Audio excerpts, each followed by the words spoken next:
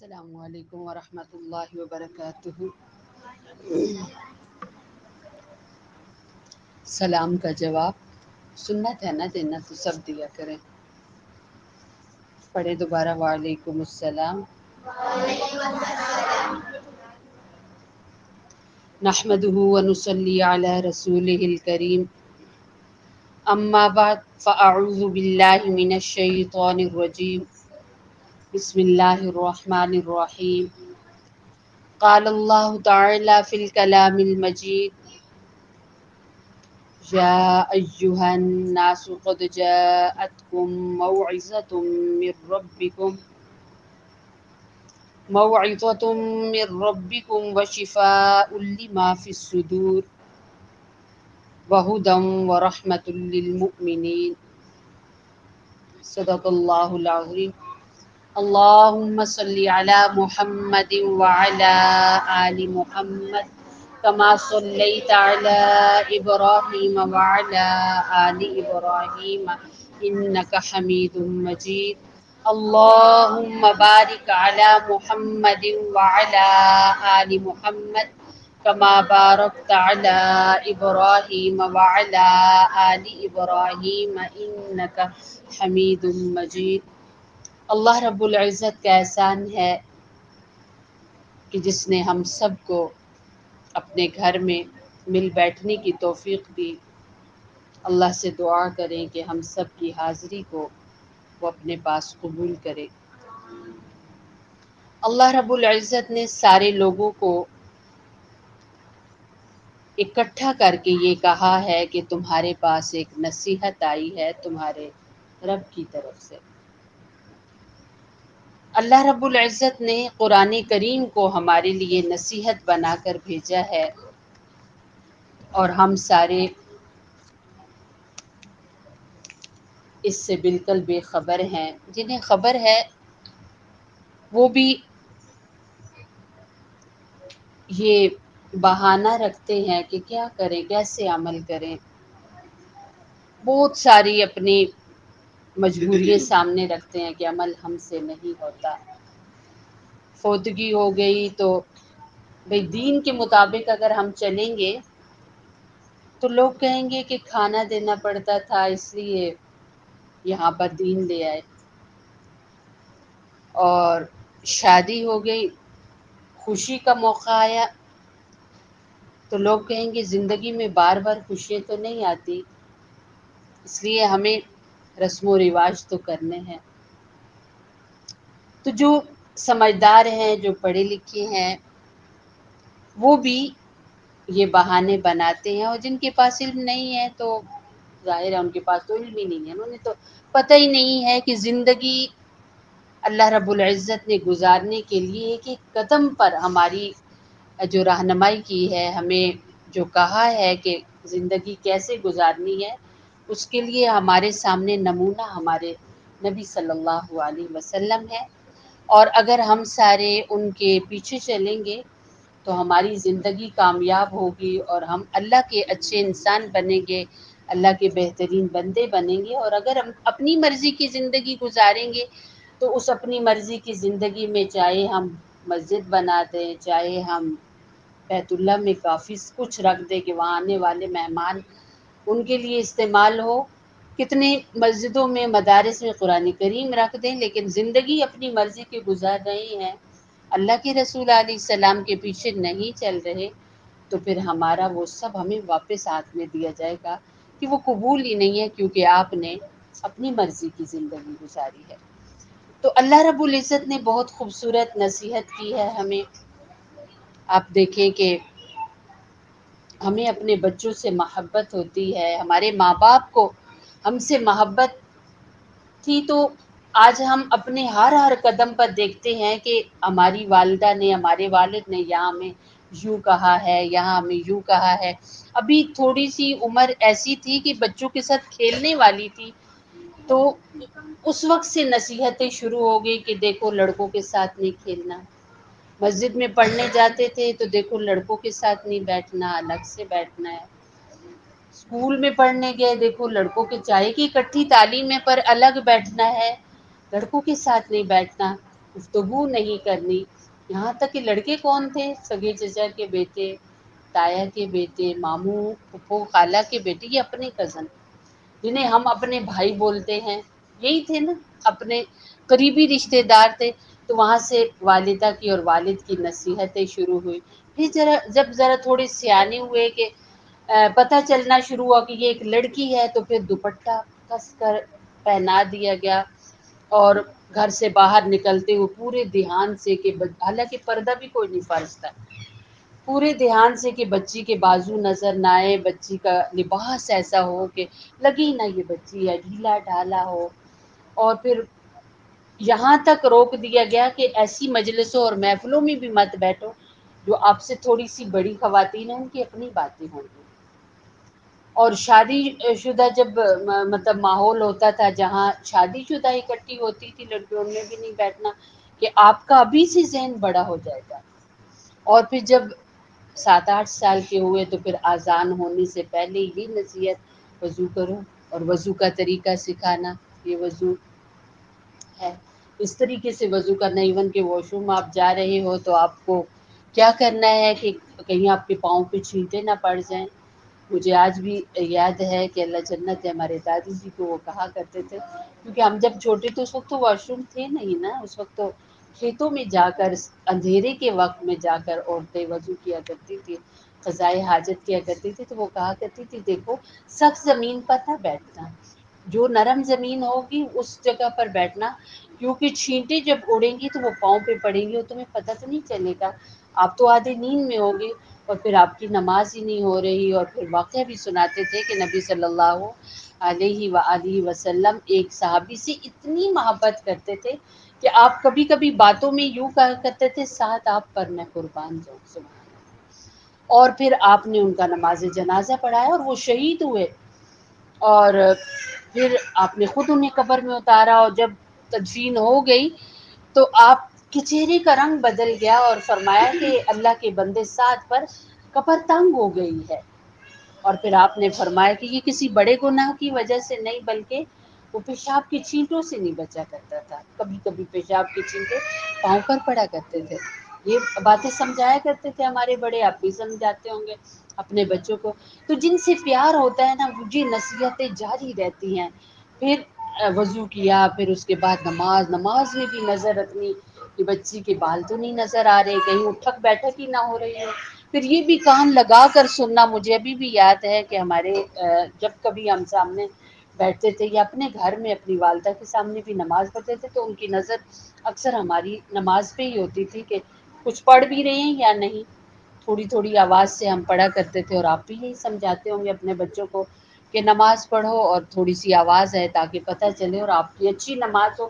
آپ یہ نہیں کہ بس کہہ دیا کہ نماز پڑھ لو اور پھر بچہ دوپٹہ ڈبل کر کے آ گئی یا بچہ ٹوپی پہن کے گھر آ گیا تو ہم نے کہا کہ جی بچہ نماز پڑھ کے آ گیا. نہیں، پورا دھیان رکھنا اور پھر سمجھاتے رہنا کہ نماز کوئی معمولی چیز نہیں ہے. نماز وہ عمل ہے جس کو اللہ کے رسول علیہ السلام نے کیا ہے. نماز وہ عمل ہے جس کو ہمارے نبی صلی اللہ علیہ وسلم 7ویں آسمان سے اوپر عرش سے لے کر یہ گفٹ ہمارے لیے لائے ہیں. تو اتنی ساری باتیں ہم اپنے بچوں کو سمجھاتے ہیں. کیوں سمجھاتے ہیں؟ کیونکہ ہماری محبت اور ہمارا پیار ہوتا ہے اپنے بچوں کے ساتھ. تو آپ دیکھیے اللہ رب العزت کی محبت، اللہ تعالیٰ کا پیار ہے ہمارے ساتھ کہ اللہ تعالیٰ نے 1 سپارہ نہیں، 2 سپارے نہیں، 3 سپارے ہمیں دیے ہیں قرآن کے اندر ہمارے لیے، کیونکہ ہم نے قیامت تک رہنا ہے. ہماری اس امت نے قیامت تک رہنا ہے. ہر ایک اپنے جیسا جیسا وقت آئے گا وہ اس دنیا سے چلا جائے گا. اور یہ ہے کہ کس طرح ہم نے زندگی گزارنی ہے، پل پل کا ہمیں قرآن کے ذریعے ہماری رہنمائی کی گئی ہے، کیونکہ آخرت کی زندگی نہ ختم ہونے والی بہت مشکل زندگی ہے. تو قرآن کی نصیحتیں ہم پڑھ رہے تھے. ہم نے یہ بھی پڑھا کہ اللہ نے ہمیں سورہ فاتحہ دی. سورہ فاتحہ کی شروع میں اللہ نے اپنی تعریف سے تذکرہ کیا، اور پھر اللہ نے اپنی شان بتائی. پھر اللہ نے ہمارے ساتھ ہم نے جو اللہ سے ڈیلی ہر نماز کی ہر رکعت میں وعدہ کرتے ہیں وہ یاد دلایا، اور پھر دعائیں مانگنے کا طریقہ بتایا کہ دعاؤں کے اندر کیا چیز مانگنی چاہیے. اور پھر یہ بھی بتایا کہ ان لوگوں کی راہ پر چلنے کی دعائیں کیا کرو جو میرے محبوب ترین ہیں. اور پھر یہ بھی دعا کیا کرو کہ اللہ ان لوگوں کی راہ پر کبھی نہ چلانا جن سے تو کبھی ناراض ہوا اور ہے ناراض۔ اللہ کی دھرتی بھری پڑی ہے، کہتے ہیں کہ ایک حصہ پانی ہے، 3 حصے زمین کے انسان آباد ہیں۔ ان 3 حصے جو انسان ہیں ان میں سے بھی زیادہ وہ انسان ہیں جو اللہ کو مانتے نہیں، یا پھر جو اللہ کو مانتے ہیں وہ اپنی پہلی کی کتابوں پر عمل کرتے ہیں۔ کہتے ہیں کہ آخری جو مذہب ہے اسلام ہے، اس کو ہم نہیں مانتے، جیسے یہودی ہیں، جیسے عیسائی ہیں۔ تو اللہ رب العزت نے ہمیں یہ کہا ہے کہ آپ دعا میں یہ بھی مانگا کرو کہ اللہ جن پر غضبناک ہوا، اے اللہ ان کی راہوں پر کبھی نہ چلانا۔ اللہ جن پر غضبناک ہوا وہ کون لوگ ہیں؟ وہ یہودی ہیں، اسرائیلی ہیں۔ آج بھی جو امت مسلمہ کو جہاں پر ان کا ہاتھ بنتا ہے کتنی تکلیفیں دیتے ہیں، بیت المقدس پر انہی کا قبضہ ہے۔ صلیبی جنگیں لڑنے والے لوگ جو ہیں ان کے بارے میں آتا ہے نا قرآن کے اندر، اگر پہلے پارے کو ہم دیکھتے ہیں تو یہ جو یہودی تھے، حضرت موسیٰ علیہ السلام کی قوم ہے، بنی اسرائیل ہے، اللہ رب العزت نے ان پر نعمتوں کی بارشی کی۔ اللہ نے ان پر ایک سب سے بڑی نعمت یہ کی کہ یہ نبیوں کی اولاد تھے، اور پھر نبیوں کی اولاد کو اللہ رب العزت نے بہت اونچی شانیں دی، بہت اونچا مقام دیا۔ انہوں نے جانا کہ ہم بخشے بخشائے ہیں، جیسے آج بھی کسی بزرگ کے ساتھ، کسی اچھے انسان کے ساتھ، کسی اونچے اللہ والے کے ساتھ ہمارا تعلق ہو جائے تو ہم کہتے ہیں بھی کوئی ضرورت نہیں ہمیں کچھ کہنے کی، کرنے کی۔ بہت عرصہ پہلے کی بات ہے، ایک خاتون تھی، ان سے ایسے ہم اکٹھی بیٹھی ہوئی تھی، پتہ نہیں کس موقع پر میں نے ان سے پوچھا، میں نے کہا آپ نماز پڑھتے ہیں؟ کہنے لگے ہم تو نہیں پڑھتے۔ میں نے کہا کیوں نہیں پڑھتے؟ کہنے لگی کہ دیکھیے حضرت علی ساری پڑھ کے چلے گئے، ان کے بچے میدان کربلا کے اندر جان دے کے چلے گئے، ہمیں کیا ضرورت ہے پڑھنے کی۔ میں نے کہا کہ حضرت علی داماد تھے اللہ کے رسول علیہ السلام کے۔ اللہ کے رسول علیہ السلام نے 63 سال زندگی گزاری، 63 سالوں میں سے 40 سال نکال دے، بقایا جو عرصہ ہے اس میں آپ پر نماز تو فرض ہوئی، اس میں آپ کی صرف 3 نمازیں قضا ہوئی، ایک جنگ میں، اور ایک نماز فجر کی قضا ہوئی، جبکہ قضا کی نماز کا طریقہ اللہ نے ہمیں دینا تھا، تو فجر کی نماز آپ کی رہ گئی۔ 4 نمازیں ٹوٹل زندگی میں ان کی قضا ہوں۔ حضرت علی نے تو نہیں کہا کہ میرے تو چچا کے بیٹے بھی ہیں، پھر میرے سسر بھی ہیں، اور میری بیوی وہ ہے کہ جسے اللہ کے رسول صاحب نے فرمایا فاطمہ میرے دل کا ٹکڑا ہے۔ سبحان اللہ، مجھے کیا ضرورت ہے نماز پڑھنے کی، مجھے کیا ضرورت ہے کوئی عمل کرنے کی۔ ہم نے دیکھا حضرت علی رضی اللہ تعالی عنہ کو بھوک پہ آتے ہیں، اتنی بھوک لگتی ہے، گھر میں کچھ بھی نہیں ہے، گھر میں دیکھا بیوی بیمار ہے، بچے بیمار ہے، پوچھا فاطمہ کیا ہو گیا؟ خود حالانکہ ہمت باندھے ہوئے، پیٹ پر پتھر باندھا ہوا ہے، بیوی سے پوچھتے ہیں کیوں بخار ہو گیا؟ انہوں نے کہا گھر میں کچھ کھانے کو نہیں ہے، بھوک کی وجہ سے بخار ہو گیا۔ تو آنسو آ گئے کہ کیا بتاؤں، میرے پیٹ پہ تو پتھر باندھا ہوا ہے۔ تو چلے گئے اور جا کر ایک یہودی کے جانور کو پانی پلاتے ہیں، اور تھوڑے سے جو وہاں سے ملتے ہیں۔ آج تو جو اگر ہمارے گندم کے آٹے میں آج چھاننی سے چھان چھان کے ہم سائڈ پہ کرتے ہیں، ایسا موٹا موٹا آٹا پیسا ہوا، اور سیدہ نے بھوک کی عالم میں اس کو پہلے چکی کے اندر پیسا، پھر اس کو گوندا، پھر اس کو پکایا۔ اور اس دن وہ روزے ہی سے تھے کہ کھانے کو کچھ ہے ہی نہیں، روزہ رکھ لیتے، سارا گھر روزے پہ تھا، حسنین بھی روزے میں تھے، حضرت حسن حسین، حضرت فاطمہ روزے سے تھی، حضرت علی روزے سے تھے رضی اللہ تعالی عنہ، اور ان کی گھر میں کام کرنے والی تھی، فضہ نام تھا ان کا، وہ بھی روزے سے تھی، سب روزے سے تھے۔ تو حضرت فاطمہ نے یہ روٹیاں بنا کر رکھی، اور اذان ابھی یعنی ٹائم ابھی ہونے ہی والا تھا، تو باہر کسی نے دروازے پر دستک دی کہ مانگنے والا۔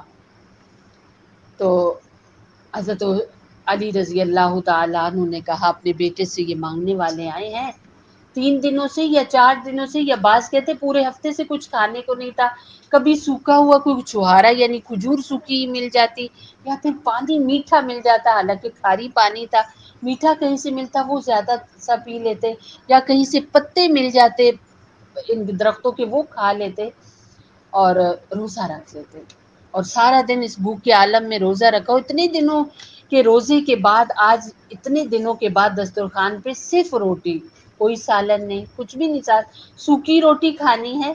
مانگنے والا آیا تو حضرت علی نے کہا اپنی خادمہ سے کہ اپنے بیٹے سے کہ یہ باہر دے کے آؤ. تو بیٹا کہنے لگا ابو جی میں بھی اپنی روٹی ساتھ دے دوں؟ تو فرمایا ہاں نیکی اور پوچھ کے اب آپ بھی اپنی روٹی دے دو. حضور اقدس صلی اللہ علیہ وسلم نے تو اپنی اولاد کو اپنی گود کے اندر سخاوتیں سکھائی تھی نا.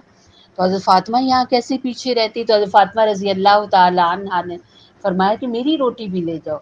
حضرت حسن کہنے لگے میری بھی لے جاؤ. اور پھر خادمہ جو ہے نا وہ رو پڑی اور کہنے لگی کہ آپ میری بھی روٹی لے کے جاؤ تاکہ قیامت تک لوگ یہ جان لیں کہ صرف حضرت علی یا ان کا گھرانہ سخی نہیں ہے بلکہ ان کے خادم بھی سخی ہیں. سبحان اللہ. تو میری بہنوں ان لوگوں نے جو ہفتہ بھر کے بھوکے تھے آج بھی پکی ہوئی روٹی اللہ کے نام پر دے دیتے ہیں اور پانی سے افطاری کر لیتے ہیں اور اللہ کا شکر ادا کرتے ہیں. اتنی محنت کیوں حضرت علی نے کی؟ پیٹ بھر کے کھاتے. کیا ضرورت تھی رمضان کے علاوہ روزے رکھنے کی؟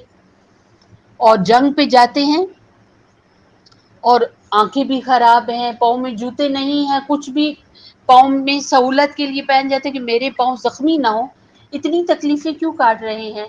کہتے نا کہ مجھے جنگ پہ جانے کی کیا ضرورت ہے، اللہ کے رسول اسلام کا تو میں داماد ہوں، میری بخشش کے لیے تو آپ کا ہاتھ اٹھنا ہی کافی ہے. تو میری بہنوں ہمارا یہ عالم ہے، وہ ہستیاں جنہوں نے اپنی آنکھوں سے اللہ کے رسول علیہ السلام کو دیکھا، وہ لوگ کہ جن کا اوڑھنا بچھونا آپ صلی اللہ علیہ وسلم کی رضا تھی. وہ آپ کہ جب آپ آؤ تو آپ تیاری کر کے آنا. اس بیٹی کو سکھا رہے ہیں، اس بیٹی کو سمجھا رہے ہیں میری بہنوں کہ جس بیٹی کی عبادت کا عالم یہ ہے کہ ٹھنڈی راتیں ہیں، سردی کی راتیں، سارا دن بھی کام کرتی ہیں، عشاء پڑھ کے نفل شروع کرتی ہیں اور ساری رات قرآن کی تلاوت نفلوں میں گزار دیتی ہیں، پڑھتی رہتی ہیں اور صبح فجر کی اذان ہو جاتی ہے اور پھر رو کر کہتی ہے اللہ جی آپ کی راتیں کتنی چھوٹی ہیں کہ فاطمہ کی 2 رکعتیں بھی پوری نہ ہو. اس بیٹی کو سکھا اور سمجھا رہے ہیں کہ بیٹے میرے بعد سب سے پہلے تو مجھ سے ملے گی آ کر، اور پھر وہاں کے لیے تیاری بھی ضروری ہے، قبر کی تیاری بھی ضروری ہے، کہ یہ نہ سمجھ لینا کہ تو میرے دل کا ٹکڑا ہے. تو میری بہنوں اگر اللہ کے رسول علیہ الصلاۃ والسلام کی پیاری بیٹی کا یہ عالم ہے تو پھر ہمیں کتنی فکر کرنے کی ضرورت ہے. یہ سوچنے کی ضرورت ہے کہ ہمارا تعلق اس امت سے ہے جو نبیوں کے بعد سب سے زیادہ شان والی امت ہے. یہ وہ امت ہے جس کو پہلے فرد جو ملے کائنات میں نبیوں کے بعد سب سے اونچے ہے. حضرت ابو بکر رضی اللہ تعالی عنہ مردوں میں اتنے عظیم انسان ہیں کہ اللہ رب العزت جن کے لیے سلام بھیجے، جن کو جو بیمار ہوتے ہیں تو اللہ تعالیٰ پیغام بھیجتے ہیں نبی صلی اللہ علیہ وسلم میرے ابو بکر بیمار ہیں دیکھ کے آ جائیے. اور اس امت میں سب سے پہلی خاتون سیدہ خدیجۃ الکبریٰ رضی اللہ تعالی عنہا ہماری ماں، ہمارے نبی صلی اللہ علیہ وسلم کی بیوی ہیں. اور اللہ رب العزت جب بھی حضرت جبریل امین کو بھیجتے نا تو ساتھ کہہ کے بھیجتے کہ خدیجہ کو میرا سلام کہنا. سبحان اللہ. اور اللہ کے رسول علیہ الصلاۃ والسلام بہت محبت فرماتے تھے حضرت خدیجہ کہ ہم اللہ کے رسول علیہ الصلاۃ والسلام کی امت میں ہیں. نہیں میری بہنوں، اگر ہمارے نبی عمل کرتے چلے گئے ہیں، ان کی ایک نماز نہیں چھوٹی، ان کا کوئی روزہ نہیں چھوٹا، انہوں نے اپنی زبان کی سب سے زیادہ حفاظت کی، انہوں نے قرآن کی تلاوت کا حق ادا کیا کہ ایک ایک رکعت میں آدھا قرآن پڑھ رہے ہیں، تو آپ سوچیں میرے آپ کے لیے کتنا ضروری ہوگا کہ ہم لوگ سارے اپنی زندگی کو اعمال کے اندر ڈھالیں. آج دیکھیے بے عملیوں کا عالم ہے نا. ساون تو ہمیشہ آتا ہے، ہمیشہ اس کی بارشیں ہوتی ہیں. کیا بات ہے کہ اب یہ پانی ندی نالوں میں جانے کے بجائے ہماری گلیوں سے ہوتا ہوا کمروں کو کیوں ڈبو لیتا ہے؟ اور پھر ندی نالوں کا پانی اور سمندروں اور دریاؤں کا پانی کیوں چلا جاتا ہے؟ کیوں وہاں سے اٹھ کر ہمارے گھروں تک آ جاتا ہے؟ کبھی سوچا ہم نے؟ قرآن کے اندر ایک آیت ہے، اللہ تعالیٰ فرماتے ہیں من اعرض عن ذکری فإن له معیشۃ ضنکا. اکثر میں آپ کو سناتی ہوں. اللہ تعالیٰ فرماتے ہیں کہ جو بندہ بھی ہمارے ذکر سے منہ موڑتا ہے ہم اس پر اس کا جینا حرام کر دیتے ہیں. میری بہنوں آج اگر میرے آپ کے گھر میں پانی نہیں آیا، میرے آپ کا گھر ڈوبا نہیں ہے، لیکن جن کے گھر ڈوب رہے ہیں، جن کی ساری معیشت تباہ ہو گئی، جو جانوروں کا کاروبار کرتے تھے، کتنے لوگوں کے اتنے بڑے بڑے جانوروں کے پورے پورے گال بہہ کے چلے گئے اور جانور مر گئے، جن لوگوں کی تجارتیں یہ سبزیوں کی تھی، ان کی پوری پوری دکانیں بہہ گئی، جن کا کاروبار اس کا کپڑے کا تھا، پوری پوری دکانیں ڈوب گئی۔ تو وہ ہمارے اپنے ہیں۔ اللہ کے نبی صلی اللہ علیہ وسلم نے فرمایا کہ مسلمان کا بھائی ہے، ہمارے بھائی کو تکلیف ہو، میری بہن کو تکلیف ہو، مجھے رات بھر نیند نہیں آئے گی، چاہے میں اپنے گھر میں کتنی خوش ہوں، مجھے اپنی خوشیاں اپنے گھر کی سہولتیں زیرو لگیں گی، کیونکہ میری بہن دکھوں میں ہے، آپ کا بھائی پریشان ہے۔ آپ چاہے جتنے خوشحال ہوں، آپ کی توجہ کھاتے ہوئے، پہنتے ہوئے، لیٹتے ہوئے ہر پل اپنے بھائی کے اندر ہوگی کہ میرا بھائی پریشان ہے۔ اور یہ کیسے ہو سکتا ہے کہ اللہ کے نبی صلی اللہ علیہ وسلم کا امتی ہو اور مسلمان ہو اور وہ روڈ پہ آ گیا ہو اور ہم دکھی نہ ہو، ہم پریشان نہ ہو؟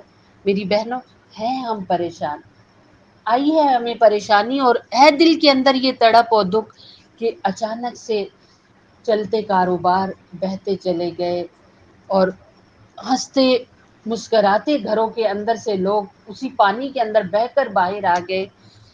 کتنے بڑے دکھ کی بات ہے، ایسا کیوں ہوتا ہے؟ اللہ رب العزت کا یہ جو نظام کائنات ہے، یہ ہمارے خلاف کیوں چل پڑتا ہے؟ کہتے ہیں نا، ایک اللہ کے ولی تھے، ان کے پاس ایک شخص آیا اور کہنے لگا کہ ان کا نام شاہ دولہ تھا، ان کے پاس آیا اور کہنے لگا کہ دیکھیں بارش ہو رہی ہے اور تالاب بہت بڑا تھا اس ایریے میں، لگتا ہے یہ بہے گا اور ہم ساروں کے گھر بہہ جائیں گے، آپ دعا کریں بارش رک جائے۔ وہ اٹھے، دو نفل پڑے اور اٹھے اور کدال اٹھا لی۔ لوگ دوڑے، حضرت ہم نے آپ کو کہا تھا کہ آپ دعا کریں اللہ پاک سے کہ بارش رک جائے، آپ تو لگتا ہے تالاب کے اندر سوراخ کرنے جا رہے ہیں۔ تو فرمانے لگے جدھر مولا ادھر شاہ دولہ، یعنی اگر میرے اللہ کا حکم یہ ہے کہ وہ پھٹے تالاب اور ہم سارے بہہ جائیں، تو میں کیوں اعتراض کر سکتا ہوں؟ میں اللہ پر کیسے یہ اللہ کو روک سکتا ہوں؟ میرے مولا کا اگر یہ حکم ہے اور اگر اللہ کا حکم نہیں ہے تو میری کدال ہی ٹوٹ جائے گی، میں کیسے وہاں سوراخ کر سکتا ہوں؟ میری بہنوں، میری بچیوں، آج تھوڑے دن ابھی بھی دیکھ لیں کس کا باہر بارش سے جل تھل ہمارے علاقے ہو گئے ہیں، اور گرمی کا یہ عالم ہے، دو پل بھی کچن میں ہم رک نہیں سکتے، گیلے ہو جاتے ہیں۔ یہاں پر آپ دیکھیں پنکھے چل رہے ہیں، اس کے باوجود ہمارے کپڑے گیلے ہو چکے ہیں پسینے سے، کتنی گرمی ہے۔ اور پھر تھوڑا وقت پہلے دیکھیے کہ پانی کو ترس رہے تھے پرندے، جانور، بلکہ کچھ جگہوں پر تو باقاعدہ انٹرنیٹ پہ دیا گیا کہ یہاں پر جانور مر رہے ہیں، کھانے پینے کی اتنی قلت ہے، اور مدد کے لیے پہنچے اور لوگ بھاگن بھاگ وہاں مدد پہنچا رہے تھے۔ آج دیکھیں وہ جگہ بھی پانی میں بہتی جا رہی۔ تو ایسا کیوں ہے؟ کبھی ہم نے سوچا کہ اللہ رب العزت کی قدرت ہمارے خلاف کیوں چل پڑتی ہے؟ اس لیے کہ ہم خلاف چل پڑتے ہیں۔ میں ایک موٹی سی آپ کو بات بتاتی ہوں، ہمارے گھروں کے اندر کی یہ مصروفیت ہے، آپ اس چیز پر غور کریں، اور میں بھی غور کرتی ہوتی ہوں۔ باہر اذان ہو رہی ہے اور ہم موبائل لے کر بیٹھے ہوئے ہیں، ہم کہتے ہیں بڑی اہم چیز ہم سن رہے ہیں، بڑا اہم کوئی نیوز ہم سن رہے ہیں، کوئی اچھا ٹاپک ہمارے سامنے، اذان کو پھر سن لیں گے، اتنی ساری تو اذانیں ہو رہی ہیں۔ اور علماء یہ فرماتے ہیں کہ جن گھروں کے اندر اذان سننا لوگ چھوڑ دیں، وہاں سے ایمان جانا شروع ہو جاتا ہے، وہاں ایمان نہیں رہتا، کیونکہ اذان اللہ کا فریضہ ہے اور اللہ کی طرف بلانے کا ایک ذریعہ ہے، اور اللہ نے کسی کو بھی چنا ہے کہ وہ مجھے آپ کو بلا رہا ہے، ہمارے مردوں کو مسجدوں کی طرف اور ہمیں گھروں کی طرف۔ آپ دیکھتے ہیں کہ ہمارے بچے چھوٹے بڑے سب گھروں میں بیٹھے ہو، ہم اتنا بھی نہیں کہہ سکتے اذان ہو رہی ہے چلے مسجد میں، ہم اپنی بچیوں کو نہیں کہہ سکتے دروازہ کھٹکھٹا کر کے اذان ہو چکی ہے چلو آؤ نماز پڑھیں۔ سب سے زیادہ تو جس چیز کی قلت ہمارے اندر ہو گئی وہ ہے نماز، نماز جاتی جا رہی ہے۔ میری بہنوں، نماز نے ہی تو سب کچھ دیا تھا امت کو، اللہ کے رسول علیہ السلام کو نبوت ملی، آپ نبی بنائے گئے تو دوسرے کام کے لیے جو حضرت جبریل آئے تھے وہ آئے تھے وضو سکھایا اور نماز سکھائی. سبحان اللہ، کہ اللہ نے آپ کو گفٹ دیا ہے نماز کا اور وضو کا. پہلا ہے نبوت. نبوت تو آپ آخری نبی تھے، اس کے بعد تو کسی نبی نے نہیں آنا. جو کوئی نبوت کا دعویٰ کرے گا وہ کافر ہے، زندیق ہے، شیطان ہے. لیکن نبوت تو نہیں ہوگی، لیکن نماز تو قیامت تک رہے گی. اور آج دیکھیں ہمارے بچوں کو نماز ہی نہیں پڑھنی، ہمیں ہی نہیں پڑھنی آتی. میں نے کئی بار ایک بچی کا قصہ یاد سنا ہے کہ اس کی والدہ ہمیشہ مجھ پر آ کر اعتراض کرتی تھی، کب سے بچی پڑھی ہے نماز ہی نہیں بنی. تو میں نے جب بھی وہ بات کرتی، ہم تو روز ہی بچوں سے بات کرتے ہیں الحمدللہ، 15-20 منٹ تو اسی حوالے سے پڑھانے کے بعد سب بچوں سے بات ہوتی ہے نماز کے بارے میں، اپنے نبی صلی اللہ علیہ وسلم کی لائی ہوئی شریعت کے بارے میں. تو میں اس بچی سے کہتی تھی آپ کیوں نہیں نماز پڑھتے؟ تو کہنے لگی دراصل مما ہی نہیں پڑھتے. اب وہ پڑھیں تو مجھے پتہ چلے نا نماز کا وقت ہوا ہے. میں نے کہا ٹھیک ہے. ایک دن مما آئے تو میں نے ان کے سامنے بچی سے پوچھا، میں نے کہا آپ کیوں نہیں نماز پڑھتی؟ کہنے لگی میری مما ہی نہیں پڑھتی. ہماری نماز نہیں ہے تو ہمارے بچے کیسے نمازی ہوں گے؟ اور اگر ہمارے گھر میں نماز نہیں ہے، اللہ کی عبادت نہیں ہے، اللہ جس نے ہمیں سب کچھ دیا ہے، علماء یہاں تک کہتے ہیں کہ دیکھو اگر اللہ یہ حکم دے دیتا کہ ایک ایک لقمے پر آپ کو سجدہ کرنا ہے تو پھر آپ کیا کرتے؟ ایک لقمہ کھاؤ اور سجدہ کرو، تب دوسرا لقمہ کھاؤ. اور پھر وہ مثال دیتے ہیں کہ ایک مرغی کو لے لو، ایک مرغی وہ ایک دانے کے بدلے میں ایک سجدہ کرتی ہے. ایک گائے بھینس ایک لقمے کے بدلے میں سجدہ کرے، ان کی زبان، ان کا سر ٹکا ہوتا ہے زمین سے. ایک چڑیا کھانے کے بدلے میں سجدہ کرتی ہے. تو آپ دیکھیے ہم سب کو غور کرنا ہوگا کہ اللہ کی ساری مخلوق اللہ کی عبادت کرتی ہے. اللہ خود کہتے ہیں کہ تمہیں ان کی عبادت کا پتہ نہیں چلتا، باقی کرتی سب مخلوق عبادت ہے. تو اللہ رب العزت کی عبادت کرنا میرا آپ کا اپنا نفع ہے، اللہ کا کوئی فائدہ نہیں. اللہ جتنے بڑے ہیں، جتنے شان والے ہیں، جتنے اونچے ہیں، وہ اتنے ہی اونچے رہیں گے. میری آپ کی عبادت سے وہ اونچے نیچے نہیں ہوں گے. لیکن میری اور آپ کی عبادت ہمارا اپنا فائدہ ہے. اس لیے ہمیں اپنے قرآن کریم کی نصیحتوں کو اپنے ذہن میں رکھنا چاہیے. آپ دیکھیں کہ جس طرح بنی اسرائیل کا واقعہ میں آپ کو بتا رہی تھی کہ یہ یہودی، اللہ نے ان پر نعمتوں کی بارش کی، لیکن انہوں نے جانا کہ ہم بہت بڑے ہیں، کچھ بھی کر لیں ہمیں کچھ بھی نہیں کہا جائے گا. تو پکڑ کتنی سخت آئی. سب سے پہلی تو پکڑ یہ آئی کہ فرعون جیسے بادشاہ کے یہ غلام بن گئے. نبیوں کی اولاد فرعون کے نوکر چاکر بن گئے. اور فرعون نے اعلان کیا کوئی بھی فرعونی سلطنت کے اندر کوئی بھی فرعونی خاندان کا پیدا ہوگا تو وہ پیدائشی ہی حاکم بنے گا، بادشاہ. اور کوئی بھی بنی اسرائیلی پیدا ہوگا تو پیدائشی ہی غلام ہوگا، نوکر ہوگا. اللہ نے کتنی بڑی سزا نبیوں کی اولاد کو دی. کب دی؟ جب انہوں نے یہ جانا کہ بس ہمیں کوئی عمل کرنے کی ضرورت نہیں ہے، کافی ہے ہمارے بڑوں کے عمل، کافی ہے یہ کہ ہم نبیوں کی اولاد میں اتنا کافی ہے. تو اللہ نے سب سے پہلے تو انہیں غلامی دی، اور ایسی غلامی دی کہتے ہیں کہ کماتے یہ بنی اسرائیلی تھے، لیکن ناپ کر انہیں کھانا فرعونیوں کی طرف سے دیا جاتا تھا، اور روٹی انہیں اس طرح دی جاتی تھی جیسے باہر کتے کو ڈالی جاتی ہے، ایسے پھینک دیا جاتا تھا.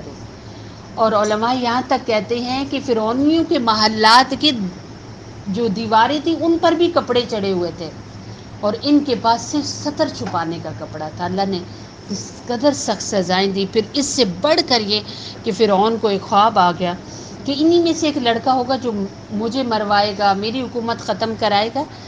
تو اس نے بچوں کا قتل عام شروع کر دیا. بچے قتل ہونا شروع ہو گئے، اور علماء کہتے ہیں 40 یا 70 ہزار بچے اس نے قتل کروا دیے. کتنا بڑا یہ ایک امتحان تھا بنی اسرائیل کے لیے کہ بچہ پیدا ہوتا، لڑکا پیدا ہوتا، اور ان کے سامنے اس کی گردن اتار دی جاتی.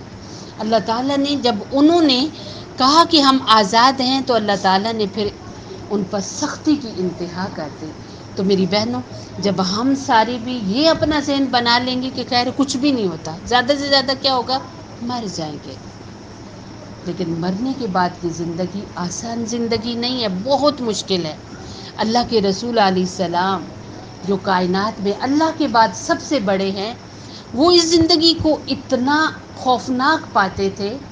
سیدہ فرماتی ہیں کہ آپ اپنی جو زندگی کے آخری دور تھا، یعنی 3 مہینے، یعنی آپ نے جب حجۃ الوداع پڑھا کے آ گئے، حجۃ الوداع ہوا آپ کا آخری حج، تو آپ واپس آئے تو آپ ایک دعا کثرت سے پڑھا کرتے تھے، اللہم حاسبنا حسابا یسیرا، اللہ آسان حساب لینا. تو سیدہ نے ایک دن پوچھا کہ یہ آسان حساب سے کیا مراد ہے؟ تو آپ نے فرمایا اے عائشہ، اللہ رب العزت نے اگر اپنے پاس بلایا اور یہ کہا کہ ٹھیک ہے اب چلے جائیں تو یہ آسان حساب ہے. اور پھر فرمایا کہ اگر اللہ پاک نے اپنے پاس بلایا اور پھر رجسٹر کھلوا لیا اور تفتیش شروع ہو گئی، چھان بین شروع ہو گئی، تو پھر وہ بندہ ہلاک ہو گیا.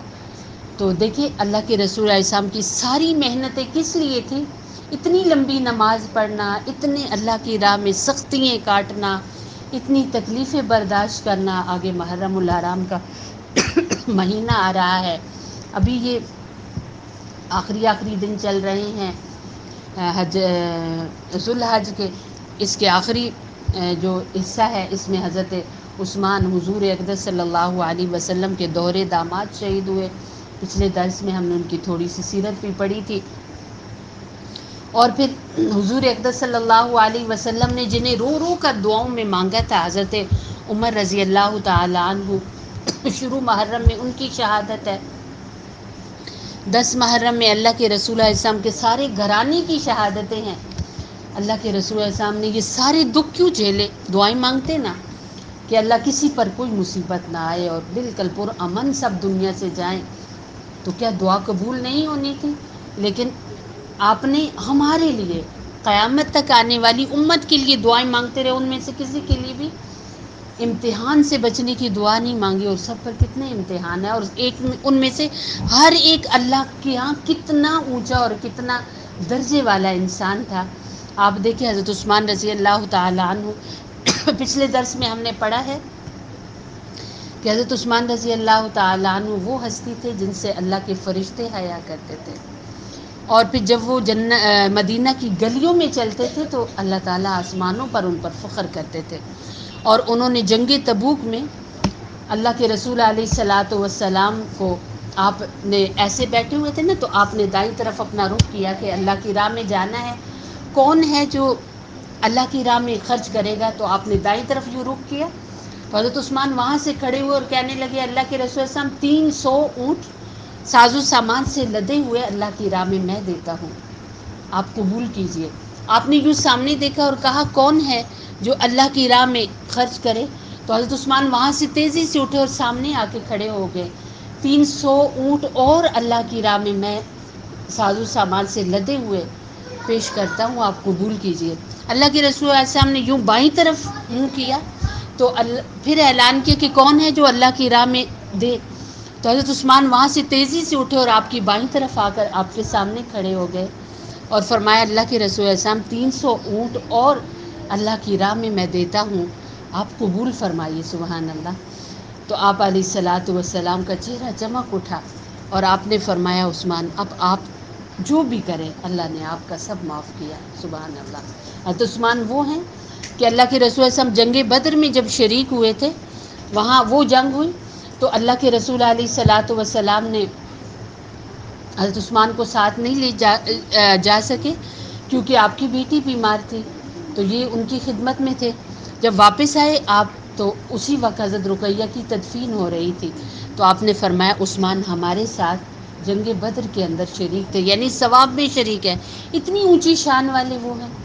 حضرت عمر رضی اللہ تعالی عنہ دیکھیں کہ آپ علیہ السلام نے ایک موقع پر فرمایا کہ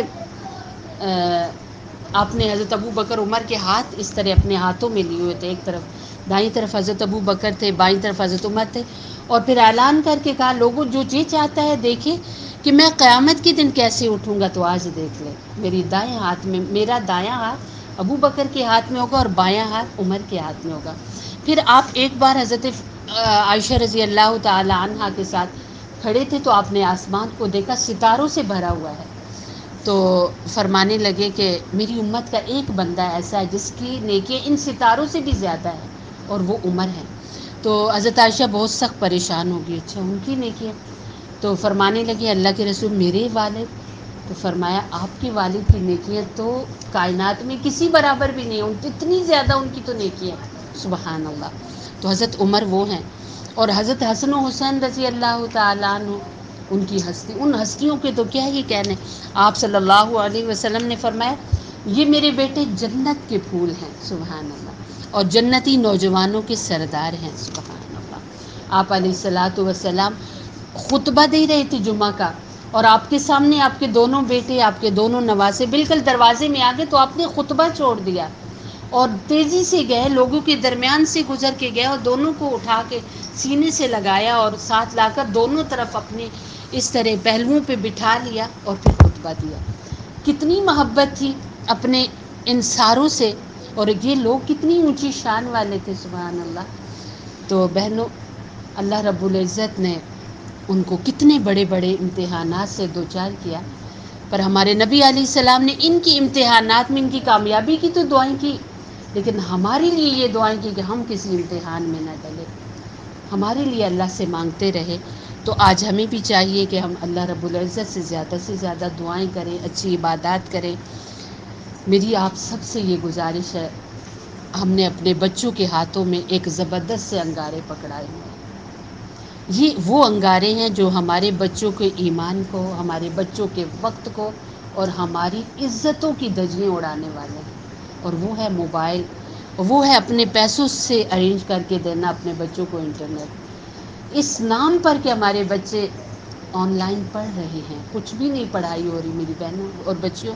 آج جو ہمارے بچوں سے ہماری مسجدیں مدرسے خالی ہو رہے ہیں نا، یہ اس بات کا واضح ثبوت ہے کہ بچوں کی مصروفیت کچھ اور ہو چکی ہے۔ آج بھی وقت ہے، ابھی ان چھوٹے چھوٹے پودوں پر آپ محنت کیجئے، انشاءاللہ کل کو یہ کامیاب بنیں گے۔ آج اگر ہم نے انہیں ان کے حال پر چھوڑ دیا تو یہ تو ناکام ہے ہی۔ الا کلکم راع و کلکم مسئول عن رعیتہ۔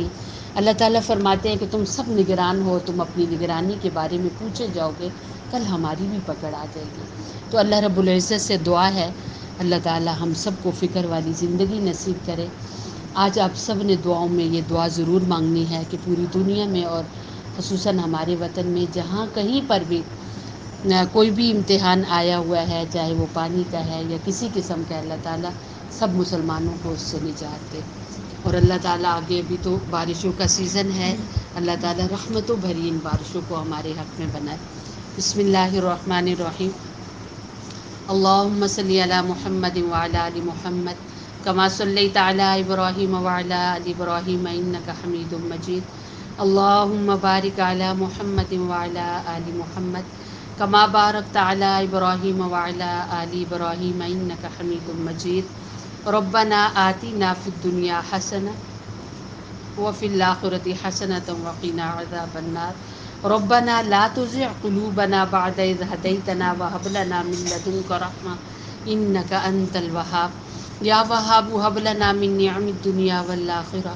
اے اللہ ہم سب کا مل بیٹھنا قبول فرما، اے اللہ جتنا کہا سنا عمل کی توفیق عطا فرما، اے اللہ ہمارے چھوٹے بڑے گناہ معاف فرما، اے اللہ ہمارے اگلے پچھلے گناہ معاف فرما، اے اللہ ہمارے بیماروں کو شفا عطا فرما، اے اللہ جو بیمار ہیں سب کو صحت و عافیت عطا فرما، جو پریشان ہیں سب کی پریشانیوں کو دور فرما، اے اللہ ہمارے وطن کے جو جو حصے اور جو جو صوبے اور جو جو شہر یا اللہ کسی بھی مشکل سے دوچار ہے، یا اللہ آسانیاں پیدا فرما، اے اللہ پوری دنیا میں کے اندر پوری انسانیت پر رحم فرما یا ارحم الراحمین، خصوصاً بالخصوص امت محمد صلی اللہ علیہ وسلم جس جگہ پر بھی پریشان ہے، یا اللہ دکھ درد اور پریشانی سے کل کو محفوظ فرما یا ارحم الراحمین۔ اللہ حضور اقدس صلی اللہ علیہ وسلم کی پوری امت کو معاف فرما، جو چلے گئے انہیں بھی معاف فرما، ان کی قبروں کو یا اللہ جنت کا باغ بنا، ان کی آخرت کی منزلیں آسان بنا۔